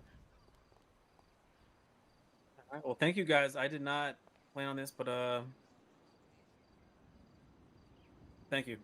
Absolutely, so and we much. thank you, State Representative Nash, all right? And And a congratulations big this shout evening, out to mate. CNT for hosting this event. Yes, thank you for joining us once again. We appreciate your time, and we look forward to hearing your victory speech if these projections hold through the end of the race. I hope they do, but we will see. Time will tell. Absolutely. I personally stand by our analysts here at CNT and Weazel News. I think these projections are going to hold. Ladies and gentlemen, again, we're projecting State Representative Mon Nash is going to hold his seat here tonight. Election night, winter election 2022. Good night. Thank you people of very San much. Andreas. Thank you for joining us, State Representative Nash. Now, Nigel, I'm sure that there's one thing that our viewers at home are very curious about, which is how the voting system in San Andreas works. Now, correct me if I'm wrong for assuming so, but we've just met today. But based on your accent, I would take a guess that perhaps you were not born here in San Andreas. So I absolutely was not, mate. No. So, Some of the parliamentary things that Governor Paxton was speaking of, singing songs to my ears, mate. Absolutely. Indeed, indeed. Are you yourself, familiar with ranked choice voting and the way that we do elections here in San Andreas before you moved here? Was that something that you had back home? So I have familiarity with it. Yes, mate. Absolutely. Well, I'm sure that it's new for many folks out there who may not have seen elections like that. So, we'd love to take a moment to just talk about how that works. And our TV producers will have some examples for you to kind of understand what's going on here. But at a high level, ranked choice voting is a great way for elections to allow you to express your top candidates while also allocating your vote to other candidates that you would prefer if your candidate weren't to get elected. Or in the case of a multi-seat election, such as our race for state representative, it is helpful for both allocating all 5 of the seats that are being vied for today, as well as figuring out the complicated mathematics behind how to resolve the votes as they apply to every candidate that's in the race. So to talk about that in a little bit more detail, the way that we resolve votes as we're going through a race such as the state representative race is that we look at the first choice on everyone's ballots, and that's the percentage that that candidate receives. And I believe those of you who saw the very first update we had of the evening with just a small percentage of the votes coming in, Representative Mon Nash had received about 24% of the first choice votes in that set of votes. So, individuals that were supporting Mon Nash were very quick to the polls, clearly. But the way that works is, since there are 5 seats available, each candidate only needs to achieve roughly 16.66% of the vote in order to be guaranteed as a winner of the election. So as we're resolving each chunk of votes and adding more votes into the pile, what we do is we allocate the first choice votes to each candidate, and then we look at the candidates that have gone over the threshold of 16.66%, and we then take all of the ballots that were cast for that candidate and redistribute them by looking at the second choice vote. So we basically say, all right, this candidate is in. Now, who else did these people support as their next choice? So, for example, if you were to vote for the candidate that had the most votes in the first round, then your second choice vote would then become valid in terms of helping choose what other candidates are viable in this race. And this process repeats over and over as we have more candidates reach that threshold until one of 2 things happen. Either we get to the point where we have 5 candidates who have hit that threshold from the repeat redistribution of votes that have already hit that threshold, or we have candidates that mathematically cannot reach that threshold, who've received such a small percentage of the votes that there are not enough votes left to count in order to help them reach that threshold, even as we redistribute votes. So that's why we're able to announce that certain candidates are out of the race, even though we are using ranked choice voting. That's what you currently see happening now when we're projecting that 4 or 5 candidates are out of the state representative race. They're not going to be able to come back to that 16.67% threshold that we've put out there for the candidates. That's exactly right, Nigel.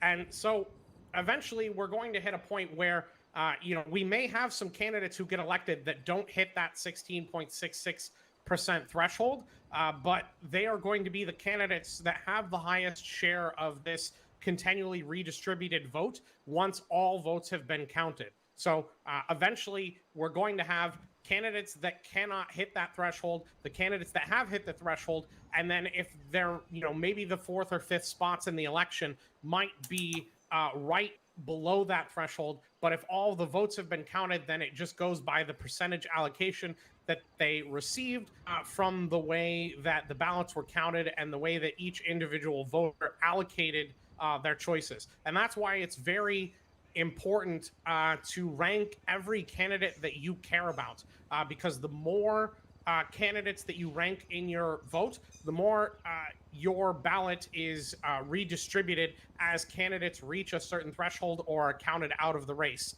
So it's important as a voter to make sure that you're voicing your opinion on every candidate who you care about getting into office in the order that you care about them. I personally ranked all 12 of the candidates in my ballot. Now, you don't have to do that, but I felt like I had seen enough of the election that I had a very clear preference from 1 through 12 of the order in which I would most like to see these candidates be elected. And so I took the opportunity and my civic duty to go ahead and rank the full list of candidates so that my ballot would be counted all the way down to the last candidate. Absolutely very important to put all of your opinions out there on the ballot so that your vote preference can continue to trickle down the ballot as you've laid out to the folks at home for the ranked choice voting system. Indeed, indeed. And for those of you who are wondering how it's a little bit different for the governor's race, since there's only a single seat being vied for in that race, ranked choice voting only takes 2 rounds. It's very simple. We look at the allocation of votes that we have across the 3 campaigns. And then the campaign that has the lowest number of votes based on first choice, that being the Johnson and Salison campaign, their votes then, or those ballots are then looked at the second choice to see who they have chosen. And then those ballots are reallocated to either Vlad Todd or Cole Gordon. And that's why in some of our updates, you've seen that, Vlad Todd and Carmen McKenzie received almost 50% of the vote at one point tonight in terms of people's first choices. But then as we reallocated the votes from the Johnson-Salison campaign in each update, that would then bolster both of the other campaigns. And so the Todd McKenzie campaign has been hovering around 55 to 58% for most of the night. And the Cole Gordon Hall campaign has been, hovering in the low to mid 40s in terms of percentage, though that gap has widened a bit in our latest update. And that's why we are projecting them as the winners, the Todd McKenzie campaign, that is. Absolutely, and as I stated previously, I do trust our analysts in the back room here. There's a lot of thoughts going around the room, and I'm sure they weighed heavily on the decision to make that projection coming out. The Todd McKenzie campaign is going to take the governorship tonight. And in fact, I'm just hearing over the radio here, I think we may have the final results coming in and being tallied. So, Nigel, why don't you tell us, how you feel in this moment as we're getting these results coming in?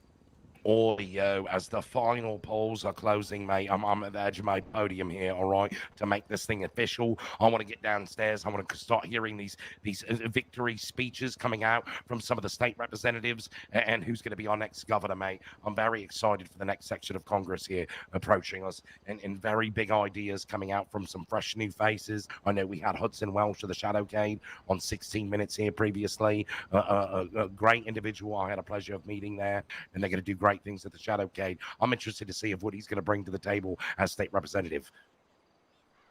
Indeed, indeed. So I'm going to start with the state representative race, since we've just spent a lot of time explaining how that works. Absolutely. Coming in to this race, we had 3 incumbents coming in as current state representatives running for re-election. And Weazel News and CNT are proud to announce that all three of our incumbents have in fact been re-elected. That is, Bex Lawson, Endeavor Jackson, and Mon Nash are confirmed to be members of the next legislature.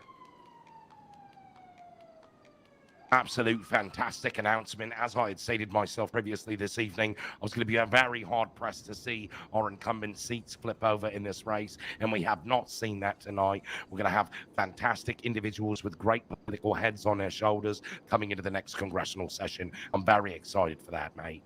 As you stated as well previously, Mickey, there are going to be some new faces this evening, but it's nice for them to have some veterans by their side they can lean on. Indeed. And speaking of these new faces, the two that are going to be joining them in the legislature are Hudson Welsh and Grace Stone, who has held on to that fifth spot despite a late surge by Josh Zimmerman. And surprisingly, Jordan Malone actually moved into the sixth spot with that last 10% reporting, but it was just not quite enough to get him elected. Oh, yeah, absolutely. Another underdog coming into the state representative debates, Jordan Malone. We've seen him have a bit of a rough performance at the debate. All right, he was called out a little bit for his lack of education on the political process, not being able to answer some of our debate questions there. I'm not sure if that helped to hinder his campaign, but I knew it was going to be a little bit of a blunder they took there. And maybe without that, they might have been able to secure that fifth spot there, but it's not going to be able to convert tonight for the Malone campaign, unfortunately. Indeed. And now, moving on to the... Wait, I believe we have a special guest who I'm sure is here to talk about the state representative results, since we have not yet announced the results of the governor race here. Representative Nash, how does it feel to have been elected once again to the state representative legislature of San Andreas? It feels goddamn good. I mean... You look like it, mate. You look like you're ecstatic. I don't want to say I'm happy. I want to say I'm fucking happy as fuck. All right? If we can say the fuck word. Oh, yeah, that language, mate. Please, we're live, State Representative Nash. All right. So I'm fucking happy. The results are great. And I have a job again. Let's go. Thank you so much. Congratulations. And before we let you go, I do want to, ask you here live on air, with the other four candidates having been confirmed, that being Bex Lawson, Endeavor Jackson, Hudson Welsh, and Grace Stone, which of these individuals are you most looking forward to working with in the coming term? I do not like that question because I love all of them. They're all great people, right?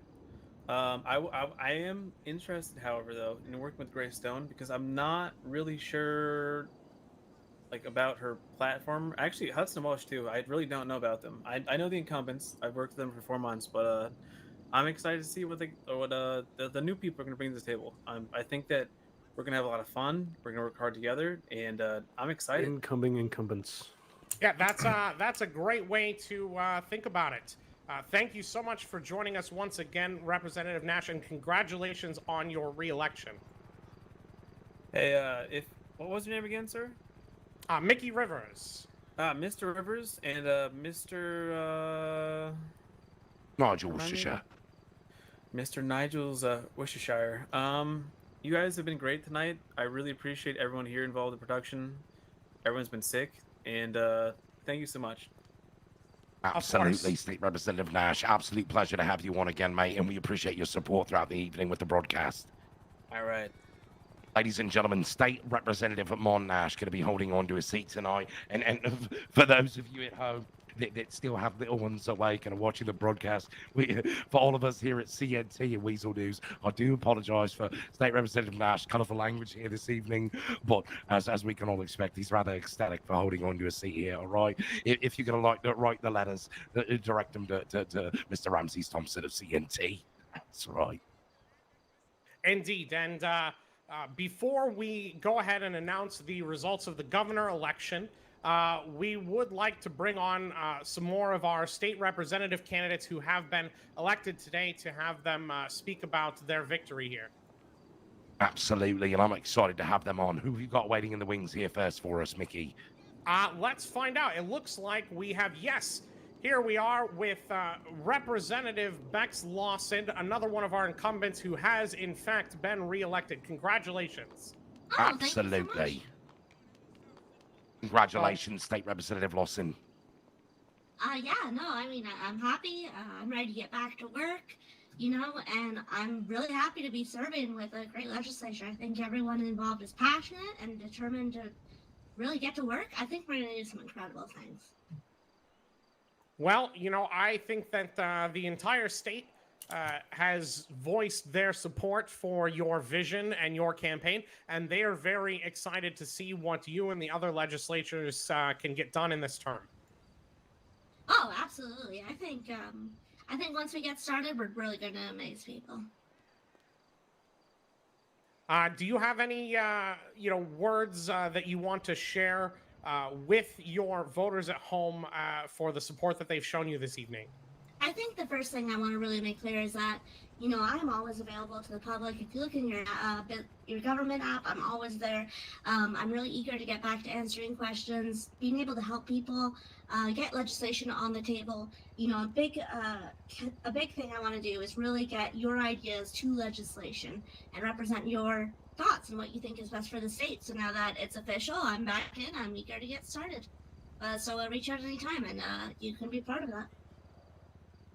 Absolutely, ladies and gentlemen, you've heard it here from your State Representative Bex Lawson. Pick up the phone, all right? Let your voice be heard. You've let it be heard tonight in the polls, but you've got to keep doing your due diligence. Contact your state representatives. Contact your governor, all right? Contact anybody you can get your hands on, all right, to try to get your opinions out there and try to get your voice heard. They can't help you if they don't know what you're in need of. Is that right, State Representative Lawson? Absolutely. There have been times where someone calls me and they go, "Why isn't this way?" And I'm like, you know what? I have no idea, because it should be. I had no idea that was even a problem, They have their specific jobs, their specific lifestyles.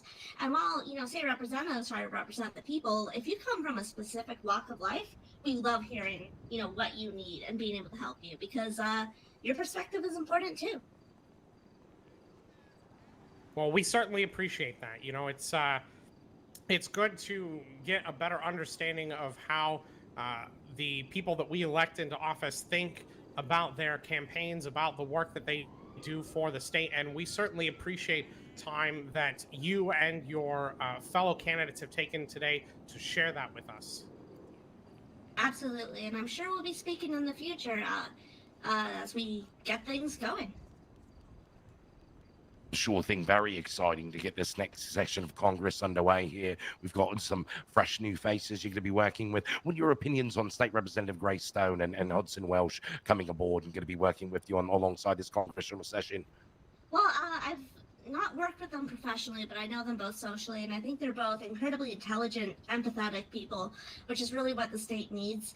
I know that they're not going to have the same practical experience, and I think this is going to be where you see the fact that all three incumbents are reelected really pay off, because I think we're really going to be able to take these ideas and these sort of untested policies and then hone them into something that will really serve the public. So I think when everyone gets into the office, they're bursting with ideas and enthusiasm, and I can't wait to hear it. Absolutely, and I can't wait to see what you guys put out through the legislature this season. Absolutely, and I'm sure we'll talk about specific bills, because we'll try to make sure that the public is up to date on what we're doing. Indeed. So thank you so much for your time today, and we appreciate everything you shared with us, and congratulations again on your re-election, Representative Lawson. Thank you.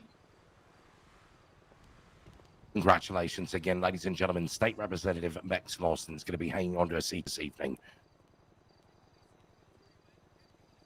All right. I believe the other candidates are going to be getting ready for their victory speeches. So let's take a moment here to talk briefly about the governor's race. Now, Nigel, we did share some projections earlier this evening for this race. How are you feeling about that now that we have 100% of the votes in? 100% of the vote is in, May, and we have a new governor, all right? I am very excited to see what the Todd campaign's going to lay out here for us over the next couple of days and weeks, beginning his gubernatorial session of Congress. All right, it's an exciting time here for San Andreas. We've been under James Paxton for a while now, so now that we've got a new governor in place, we're gonna have some new ideas, some fresher blood coming in the state representativeship as well. So an exciting time to be a San Andreas, Mickey. Indeed, and with over 500,000 votes cast in this election, we do have the final tally for the governorship. Oh, yo. With 56.6% of the votes, after reallocating the votes that went to the Andre Johnson and Jennifer Salison campaign, your new governor and lieutenant governor are Vlad Todd and Carmen McKenzie. Absolutely fantastic, mate. 56% of the vote. What a hard-fought race. What a great campaign run here by Vlad Todd and Carmen McKenzie. Very exciting future's going to be coming out here from the governor's seat. Some big ideas he laid out on the campaign trail. I know we had I'll say our new governor, Vlad Todd, on 16 Minutes previously. So if you didn't catch that, head over to cnt-sa.com and catch Vlad Todd's 16 Minutes. Indeed, and now we shared the final results. And I'm sure that, those who've been listening on Rebel Radio have heard a little bit more about that. But I do want to say that this election was clear in the final results, in that the Todd McKenzie campaign received 50.22% of the first choice votes from the voters of San Andreas. So even before we go to the ranked choice runoff, dropping the Johnson and Salison campaign, Vlad Todd and Carmen McKenzie have received a majority mandate from the voters of San Andreas to be your next governor and lieutenant governor. Overwhelming support from the constituents. All right, that's what that shows us. Okay, the people have spoken. All right, and they've got the governor we wanted, and now it's time for them to get to work and for us to see what he's going to bring to the table to San Andreas. Indeed, Nigel, indeed. Well, I just want to say that I have had a blast this evening. I am so glad that I was able to join you, Nigel, here on this beautiful stage overlooking the city of Los Santos from the Kortz Center right here on the CNT broadcast in partnership with Weazel News. So thank you so much for having me. Absolute pleasure, Mickey. All right, from all of us at CNT here. It's been a pleasure being by your side as well on the stage here tonight. Fantastic coverage. I hope everybody at home has enjoyed our coverage of the winter election results 2022 so far this evening.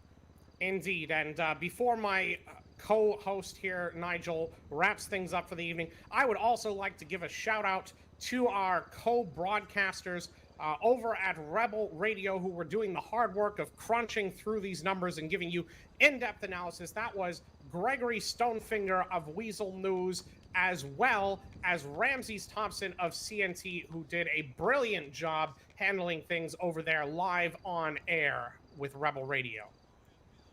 Absolutely. And before they sign off, ladies and gentlemen, make sure you go over to rebel-radio.online and check out those blokes over there. Fantastic in-depth analysis coming out, okay? They've got papers all over the place, laptops. They're really drilling into these numbers, if that's your sort of thing. All right, so make sure you get over there and give those blokes a bit of a listen.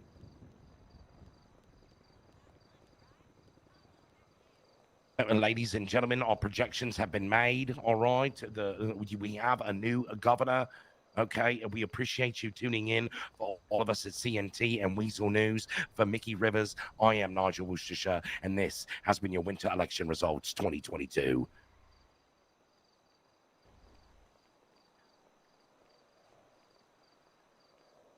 Mickey, absolute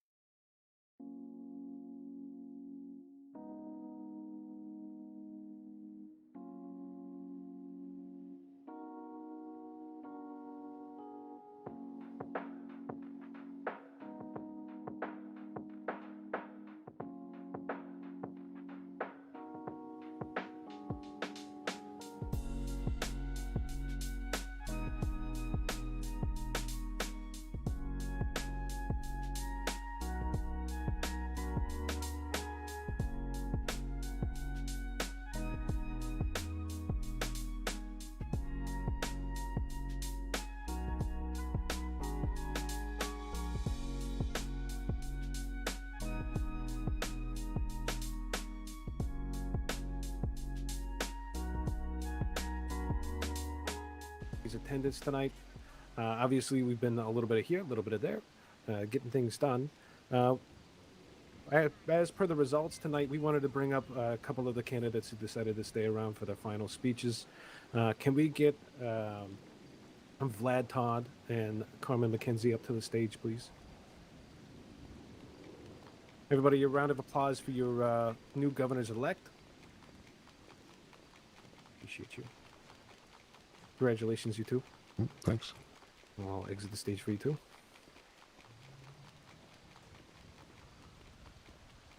First and foremost, my running mate and I thank you all so much for your support and the faith you've placed in us to lead this fine state for the next 4 months. The campaign was absolutely tough, straining, both physically, emotionally, and psychologically. But it is through your continued support and your voice that we will be successful. Never underestimate the power that you as citizens of San Andreas hold, as the many paths that lie ahead of you in exercising your right to be heard. Speaking to your representative, your lieutenant governor, and your governor, myself, and Ms. Carmen McKenzie and all the other newly elects, congratulations to them during this term and all future terms, and continue to advocate for positive things in the near future. We also like to thank Cole Gordon, Oliver Hall, Andre Johnson, and Jennifer Salison for being the checks and balances needed throughout the campaign to ensure we are fighting for the betterment of San Andreas. It was a tough race, and your hard work and effort has not gone unnoticed and has not gone without purpose. Thank you all so much.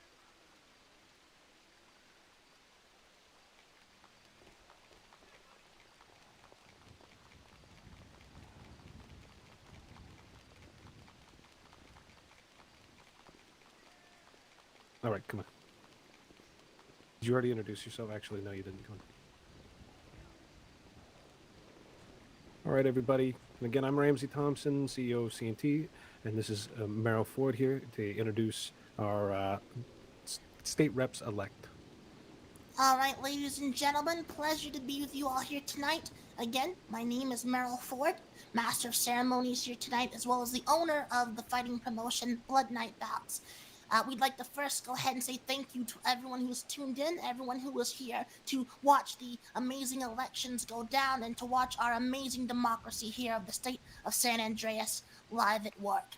So first, I'd like to call up to the stage the winner and, of course, still incumbent of the state representative.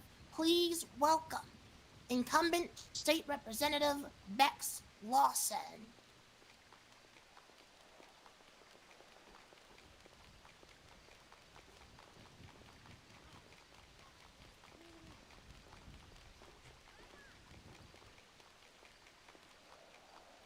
So I just want to start by thanking everyone who participated, the contenders who ran, everyone who showed up for the Q&A events and the campaign events along the trail.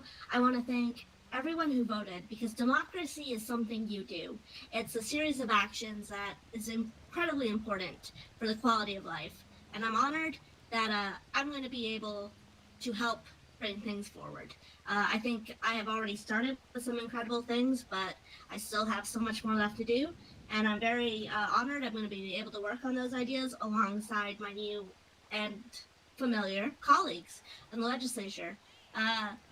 Really, I think this is just, it's not too much of a surprise, but I am very honored and grateful that I was voted back in, and I'm looking forward to getting back to work.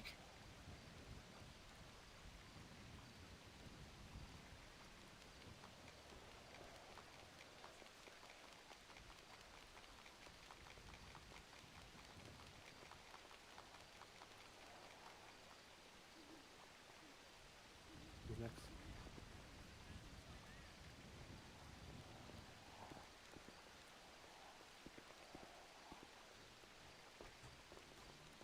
Thank you so very much, Representative Lawson, and congratulations again on being re-elected once again and fighting a very, very hard fight.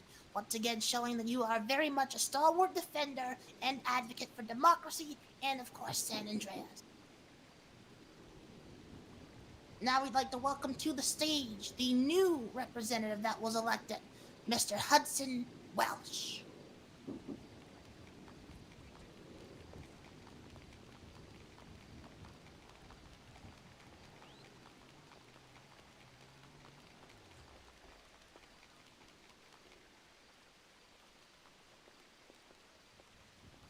All right. I would like to thank everybody who has supported me through this.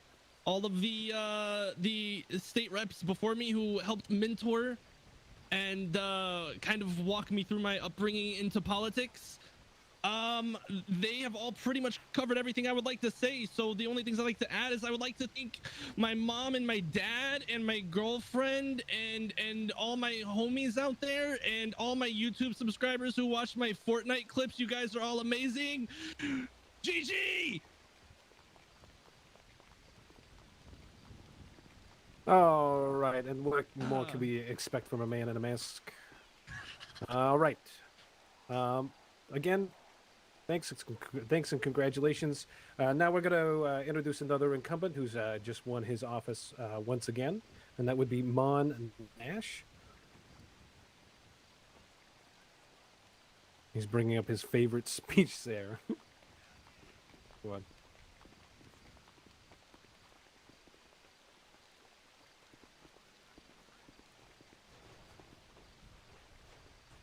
Before Puck starts, I'd like to say thank you for showing up.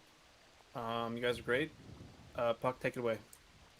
Yeah, Mr. Nash, as ever so graciously and generously as ever, donated his portion of time to me, Puck Crowley, current founder of the Southside Community Center, a non-profit organization that seeks to reach out and build bridges in places where there's only chaos and destruction.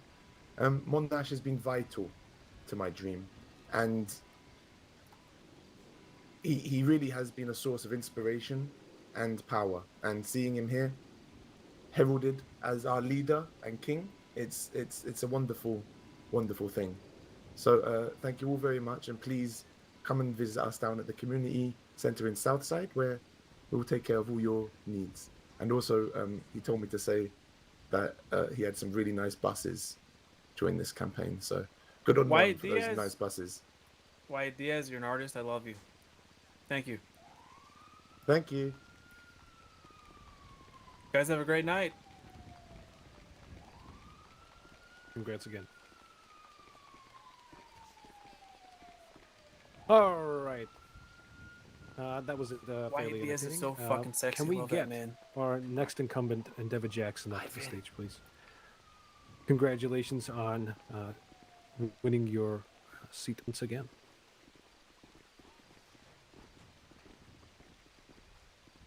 Hello, thank you all for voting. Not much to say what Bex have already said, so into my final term, so we'll go on to bigger and greater things. Thank you all. Don't feel so down.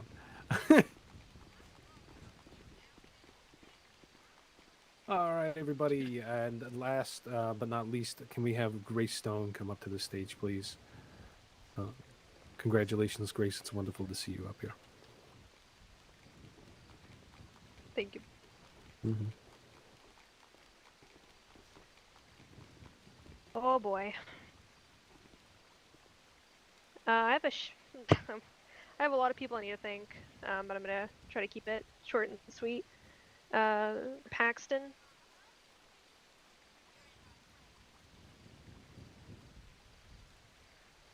Pardon that Governor Paxton bestowed upon me, and I wouldn't be here without Carmen for being both my friend and my mentor. She's what got me into politics. She's what set my head straight, and she's who supports me every day throughout this. A special thanks to Endeavor Jackson. Still will argue with you every day, but thank you for helping me through this and being a mentor as well as a really good friend. I look forward to being your coworker and also making your life a bit of a hell. Sorry about that. Thank you for everyone who voted, whether you were a friend of mine, maybe you didn't personally know me, but you voted for me anyways. Whichever the case, thank you. Thank you so much. Last bit to say, nothing will change with me as a person. If you have any questions, ask them.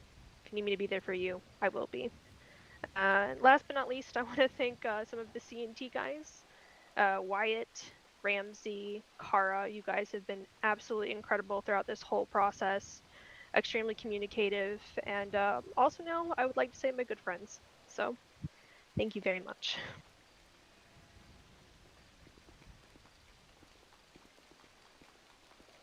It'd be hard to believe that we didn't pay to say that. All right. We're going to be wrapping up. That's all the people that are here tonight. Now, just as a final word from me, just so that everybody can hear it coming from my mouth, I want to thank Weazel for coming out and being with us out here, and know that we've put quite a lot of effort in making this happen, and we can see the applause kind of coming around. We know that things have been hard and things have been kind of going through, and this political season has been hectic for everybody, and everybody wants it to be over. I know that there's just a little bit more. They've got to get actually sworn in, and then they can actually do some work. And this, I think everybody here will appreciate. All right, and this will be everybody. Well, Ramsey Thompson, CNT, signing off with everybody. Have a wonderful evening, everyone.